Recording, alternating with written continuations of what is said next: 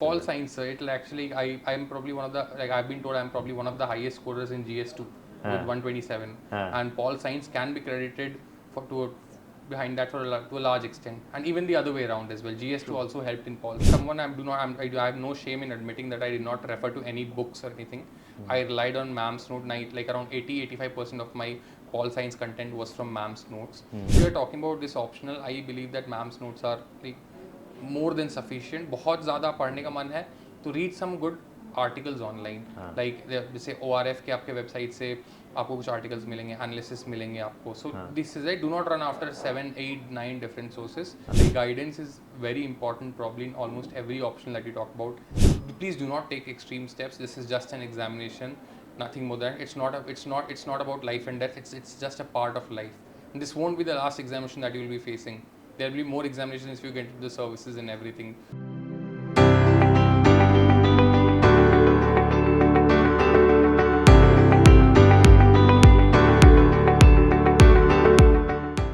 Hello everyone, we welcome you all to this particular session, and in this session we have with us Mr. Shubham Shukla. Shubham has secured the 43 rank in this particular attempt, and Shubham's journey in preparing for UPSC is something that will offer valuable lessons for anybody who's looking to kickstart their UPSC journey in terms of preparation or in terms of choosing an optional. Shubham came from an engineering background from BITS Pilani, and after initially choosing other optionals decided to move to political science. So in this particular interview, I think there is a lot to learn for students, especially in the beginning of their journey, as to how and on what basis they should or should not be choosing an optional. So keeping that in mind, we'll talk to Shubham. Shubham, firstly, thank you for taking out the time. I know it's busy and it's hot. Thank you, sir. It is very hot, sir. Nice. So Shubham, if you were to talk to you about your preparation strategy, this we believe was your 4th attempt, right? Yes, sir. And so can you tell us about your UPSC journey to begin with, as to from the first to the current attempts? Okay, sir.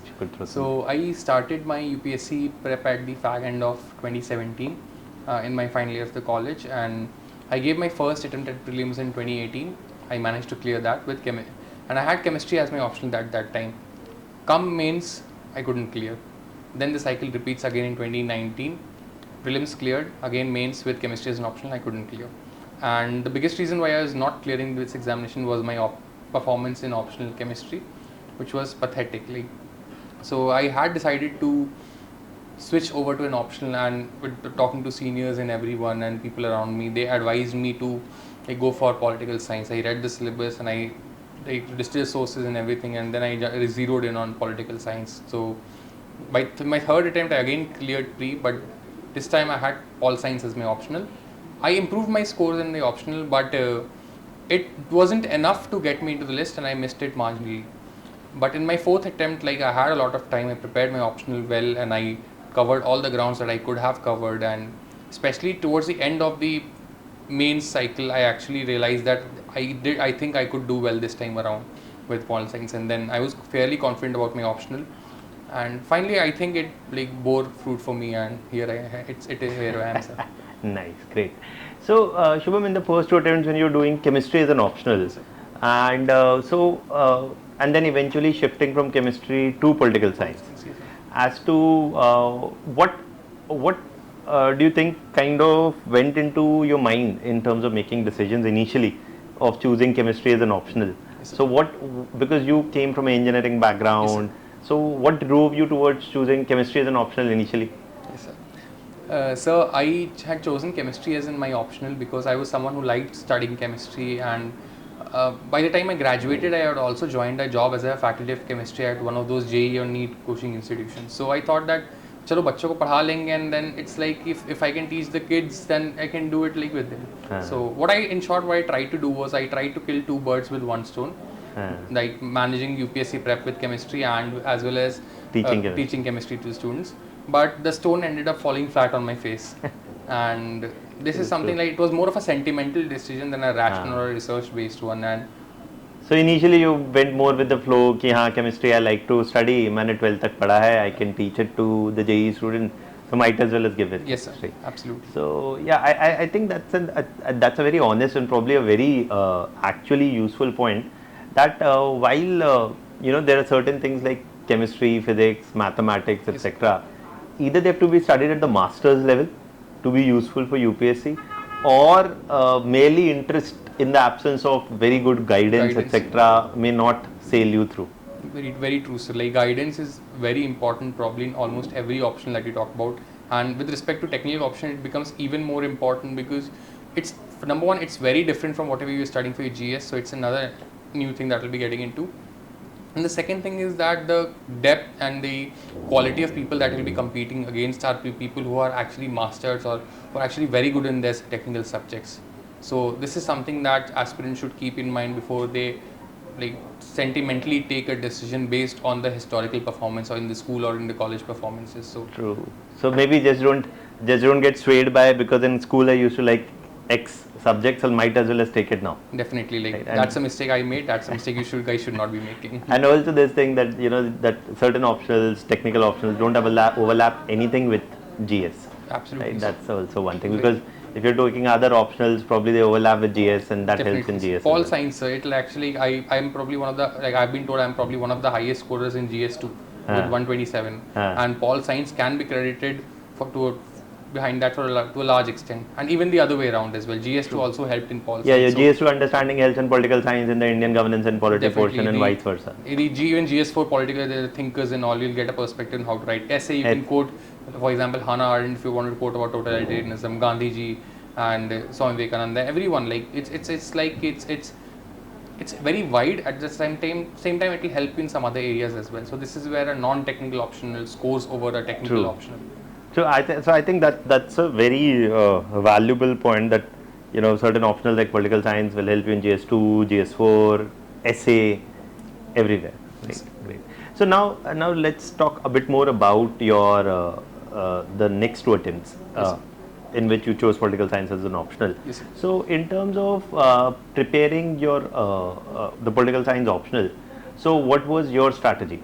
As to what did you follow as a step-by-step approach to take forward the optional, given that you came from a non-humanities background as well? So I do come from a non-humanities background. I'm an engineer by my graduation, but then I was someone who was actually interested in like reading about history and international affairs and everything. So political science was a natural choice because it had something that it also had something that I overlapped, like my interests overlapped with.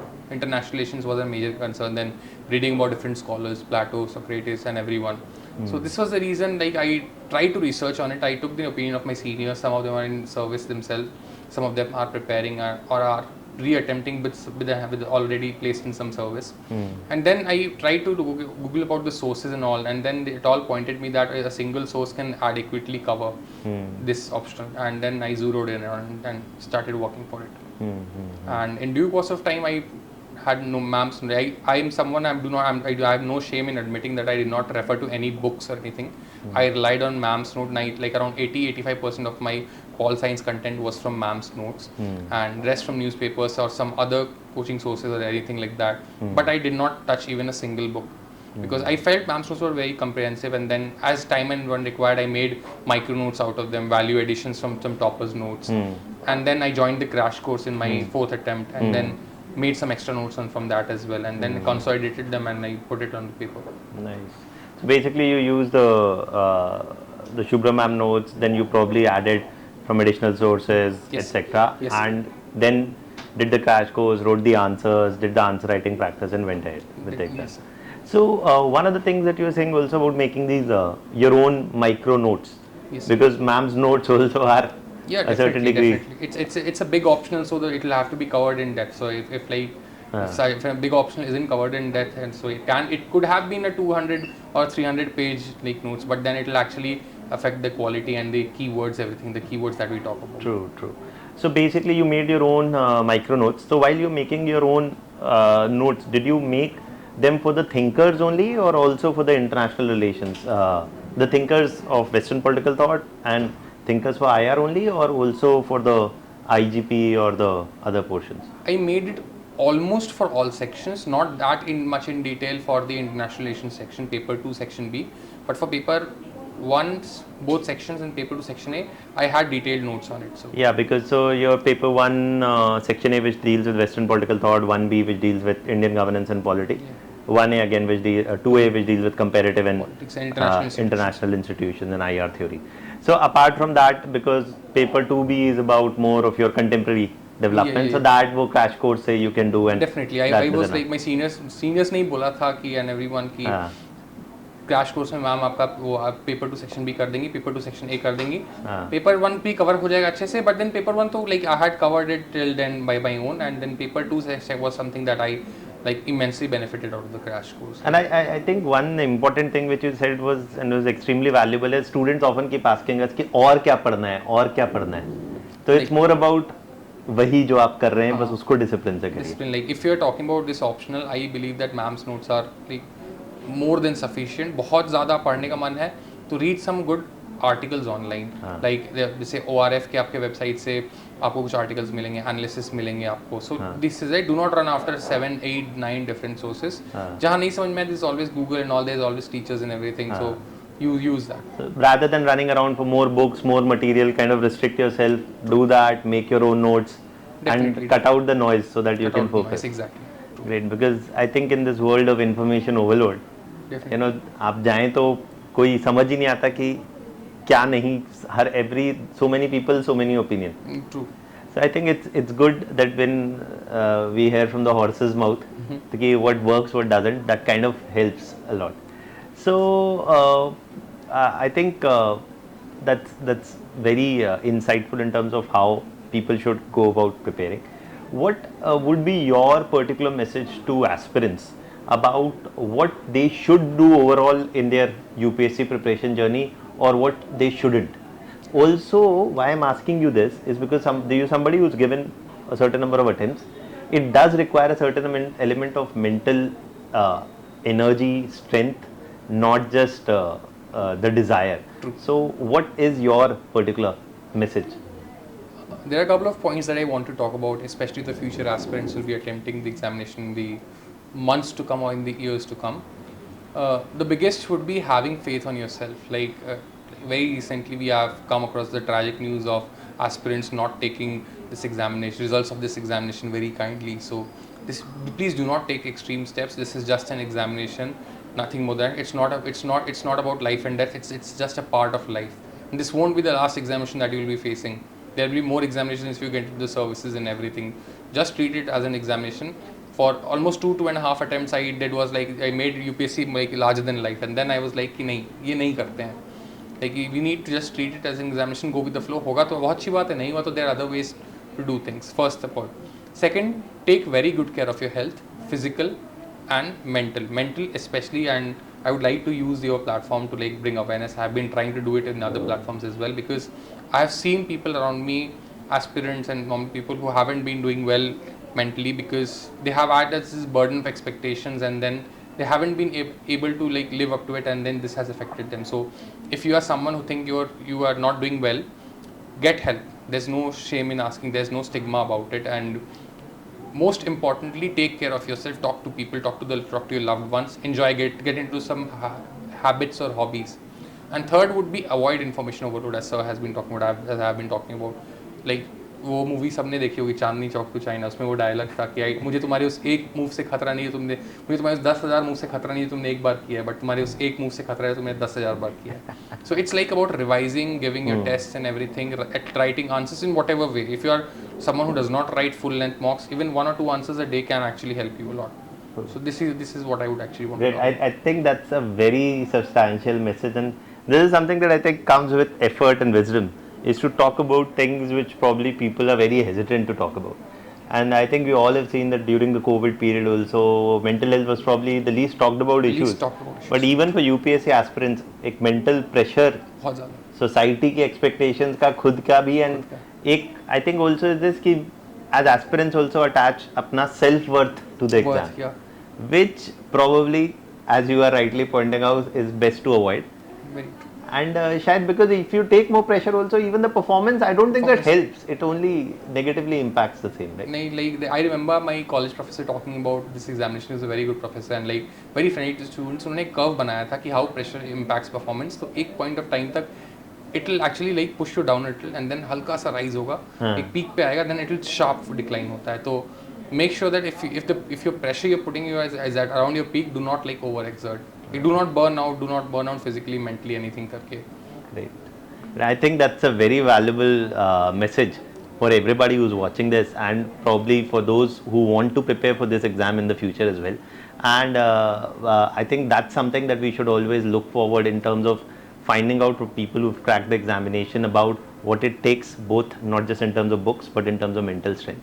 So thank you for taking out the time, and we are hopeful and we hope that we'll see you again, and probably even the message that you have, you should take that message out to more and more people in terms of not just about books and strategies and not attempts, but also how they should take care of themselves in this trip.